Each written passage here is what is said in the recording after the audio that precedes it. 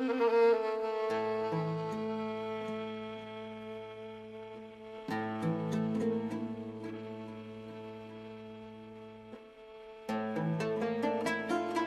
أول الأمر أن بريجيت قد كذبت علي. كانت تسير إلى جانبي في شارع غير ديماكو المؤدي إلى أحد جسور نهر اللموز العديدة. نظرت إليها منبهرا بجرأتها الغريبة. كررت: أنا مستعدة لمرافقتك إلى الموصل. ما الذي تقوله هذه المدهشة؟ ما الذي سأقوله للمريدين في جامع جمشيد؟ ما الذي سأقوله لنساء الثلاث؟ كيف سيتقبل الموصليون فكرة أنني جئت معي بإفرنجية النصرانية؟ ما الذي سأفعله بالبنادق الرشاشة التي اشتريتها؟ وماذا سأقول لبريجيت بشأنها؟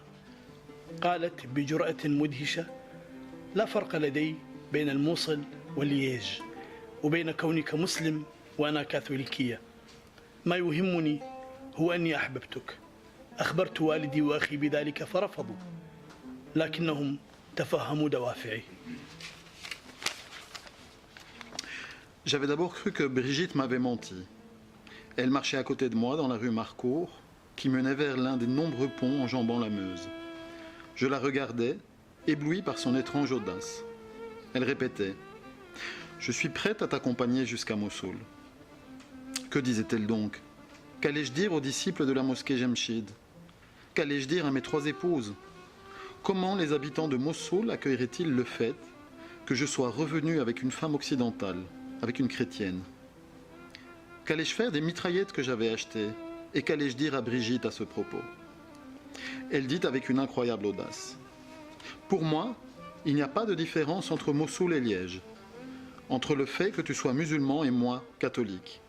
Ce qui m'importe, c'est que je t'aime. J'en ai parlé à mon père et à mon frère. Ils ont refusé l'idée, mais ils comprennent mes motivations. » كنت أشعر بأن شيئا يعتصر قلبي. لم يسبق أن سمعت كلاما كهذا، ولا واجهتني مشاعر كهذه. شعرت بأني في أضعف حالاتي، وأن عمامتي أكثر ثقلا من جبل حصروست. وضعتها جانبا على المقعد الواسع المطل على نهر لموز. مررت بريجيت أصابعها وسط شعر الداكن الكثيف وهي تكركر ضاحكة: إنك تخفي أجمل ما فيك تحت عمامتك. كم هو رائع شعرك الأسود. انتبهت إلى أني قد خلعت العمامة. شعرت بلذة عبث أصابعها بفروة رأسي. قلت لها منكسرا: لا أعرف من الحب إلا كونه فائدة متبادلة. المرأة والعائلة والأطفال هي الأسباب والنتائج. ردت بسرعة: ألا تحب والديك وهما في قبريهما؟ أي فائدة متبادلة في حبك للموتى.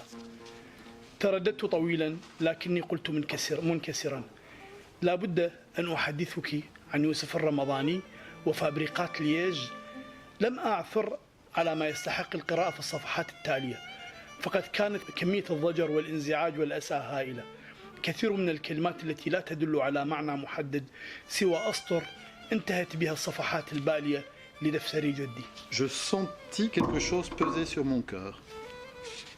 Je n'avais jamais entendu quelque chose de pareil. Je n'avais jamais non plus ressenti de tels sentiments.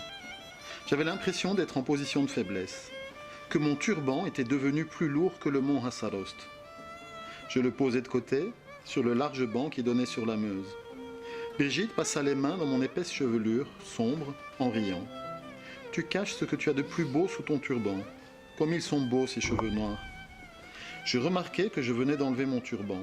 Je sentis la douceur de ses doigts qu'elle passait dans mes cheveux. Je lui dis comme abattu: « Je ne sais rien de l'amour, sinon que c'est un bénéfice commun.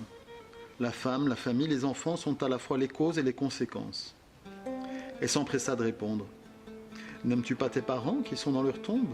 Quel est le bénéfice commun d'aimer les morts ?» J'hésitai longuement avant de répondre. « Je dois te parler de Youssef el-Ramadani et des fabriques de Liège. » Je ne trouvais rien d'intéressant dans les pages suivantes. Ce n'était qu'une succession de lassitudes, d'ennuis, de malheurs, des mots sans sens particulier. Sinon, les dernières phrases du cahier usé de mon grand-père. ما الذي يعنيني اليوم من ميت أحياه النبي عيسى أو بحر شقه النبي موسى أو أي معجزة أخرى قرأت عنها أو حدثني بها شيوخي. المعجزة الوحيدة التي أعرفها هي الحياة، الأيام المتوالية بما فيها من أفراح وأتراح، الحياة التي شعرت هنا تحت أنامل بريجيت وهي تدغدغ خصلات شعري بأنها معجزة جاءت بي وجذبتني إلى دروبها جذبا دون أن أمعن النظر إلى ما فيها من روعة وجمال. الحياة التي سأسلبها من آخرين ببنادقي ما إن أصل إلى الموصل، أسلبهم المعجزة التي منحها الله. ألن أكون كافرا به حين ذاك؟ إنهم يستحقون القتل، لكن كيف أستطيع أن أتأكد؟ القتل فعل مطلق لا فرصة لتغييره أو النكوص عنه إن انطلقت الرصاصة، إلا أن فكرة كونهم مستحقين للقتل قابلة للتأكيد أو الطعن. ما الذي فعلته هذه لبريجيت لتخلخل اعتقادي إلى هذا الحد؟ لا بد أن أغادر. إنها تسألني عن جدي بولس وتصر على أن لا تسميه عيسى، الاسم الذي أطلقه على نفسه بعد أن أعلن إسلامه. لم أعد أحتمل كل ما ينضح عنها من روعة ووفرة الأسئلة التي لا أدري بماذا أجيب عنها، فكل ما بيننا يحتاج إلى إيضاح وتبرير وتفسير. بدأت أشعر بالتعب والوهن. البنادق التي صفوها في 5 صناديق كبيرة تنتظر أمري بشحنها من رصيف القطار، وأنا أواصل الجلوس أمامها يوما بعد آخر محاولا التخلص مما أشعر به من حرج. الأمر لا يعني بريجيت، فقد ثقبت مكانا ما في قلبي وانتهى الأمر، لكنه يعنيني أنا. هناك ما يجذبني إلى حافة في الوقت الذي يجذبني أمر آخر إلى حافة مقابلة. أشعر بأني شطرت إلى 2. لم أجد جوابا حين سألتني بريجيت قبل أن أغادرها: ماذا لو كان جدك بولس قد أعلن إسلامه وفوق رقبته نصل سيف؟ فكرت كثيرا في أني لم أشعر يوما بحرية تداول الفكرة بالطريقة التي تعيشها بريجيت. كانت مقتنعة تماما، وهي تعلن لوالدها وأخيها بأنها مستعدة لإعلان إسلامها إن طلبت منها مرافقتي إلى الموصل. ورغم أن الفكرة قد راقت لي كثيرا، لكني لم أتحمس لتنفيذها. إنني إمام جامع جمشيد، أؤذن وأتقدم العباد للصلاة، لكني كنت أخوض حوارين، أحدهما مع الجميع والآخر داخل رأسي لا يسمعه أحد سواي، بل وأبذل الكثير من الجهد كي أخفيه، فإعلانه قد يتسبب في حز رأسي. حقا، ماذا لو كان جدي بولس أعلن إسلامه وفوق رقبته نصل سيف؟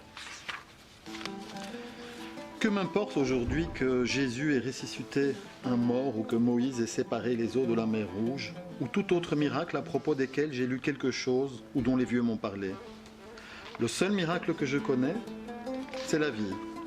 Les jours qui se succèdent, avec leurs joies, leurs peines. La vie que j'ai connue ici sous les doigts de Brigitte, tandis qu'elle caressait les boucles de mes cheveux. C'est ça le vrai miracle. Celui qui m'a attiré vers lui sans que je fasse attention à sa beauté. La vie que je prendrai à d'autres avec mes fusils une fois de retour à Mossoul. Je leur arracherai le miracle que Dieu leur a offert. Ne me comporterai-je pas alors en mécréant? Ils méritent sans doute de mourir. Mais comment puis-je en être sûr? Tuer est un acte absolu, qu'on ne peut changer ou réparer une fois la balle partie. Sauf que l'idée qu'ils méritent la mort est sujette à être confirmée ou infirmée. Qu'a donc fait cette Brigitte pour ébranler ainsi mes certitudes? Je dois partir. Elle m'interroge à propos de mon grand-père, Boulos, et elle refuse de l'appeler Issa, le nom qu'il s'était choisi après sa conversion à l'islam. Je ne supporte plus sa beauté irrésistible et ces tas de questions auxquelles je ne sais que répondre. Tout ce qui se passe entre nous nécessite des explications, des justifications, des éclaircissements. Tout ça commence à me fatiguer. Les fusils qu'ils ont rangés dans 5 grandes caisses n'attendent que mes ordres pour être chargés dans un train. Tandis que je reste assis en face d'elle, jour après jour, essayant de me débarrasser de l'embarras que je ressens. C'est si simple pour Brigitte. Elle a percé mon cœur et c'est terminé. Mais pour moi, c'est bien plus compliqué que cela. Quelque chose m'attire d'un côté et autre chose m'attire du côté opposé. C'est comme si j'étais écartelé. Je n'ai pas trouvé de réponse lorsque Brigitte m'a demandé, avant que je ne la quitte, « Et si ton grand-père Boulos s'était converti à l'islam ?» Une épée posée sur la gorge. J'ai longtemps pensé au fait que je n'ai jamais joui de la même liberté de penser que Brigitte, Elle était parfaitement convaincue lorsqu'elle avait annoncé à son père et à son frère qu'elle était prête à se convertir à l'islam si je lui avais demandé de m'accompagner à Mossoul. J'y avais beaucoup pensé, mais je n'avais jamais pu me décider à le faire. Je suis l'imam de la mosquée Jamshid, je fais l'appel à la prière, je mène la prière. Je menais 2 dialogues différents, l'un avec les gens et l'autre avec moi-même, que j'étais le seul à entendre. Je déployais bien des efforts pour le cacher, de crainte que l'on ne coupe ma tête, que l'on ne me coupe la tête. Vraiment, et si ton grand-père Boulos s'était converti à l'islam, une épée posée sur la gorge.